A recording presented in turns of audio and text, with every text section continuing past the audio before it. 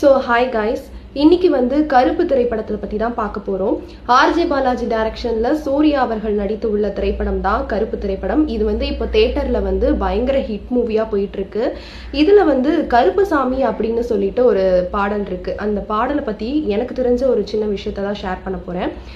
கருப்புசாமி அந்த சாங்கில் வந்துட்டு இப்போ பார்த்துருந்தீங்க அப்படின்னா தேட்டர்லேயே வந்துட்டு நிறைய பேர் வந்து சாமி ஆடுறது இந்த மாதிரியான விஷயங்களை வந்து நம்ம சோஷியல் மீடியா, இன்ஸ்டாகிராம் ரீல்ஸ் எல்லாத்துலேயுமே பார்த்துருக்கோம். ஸோ இதுக்கு பின்னாடி என்ன இருக்குது, அதாவது இந்த சாமி வரத்துக்கு ஆன ரீசன் என்ன அப்படின்றத பற்றி தான் பார்க்க போகிறோம். ஸோ சாமி வரத்துக்கு அப்படின்றதுக்கு நிறைய டிஃப்ரெண்ட்ஸ் வேஸ் இருக்குது. ஆனால் இந்த ரெண்டு வேஸில் பார்க்கலாம்.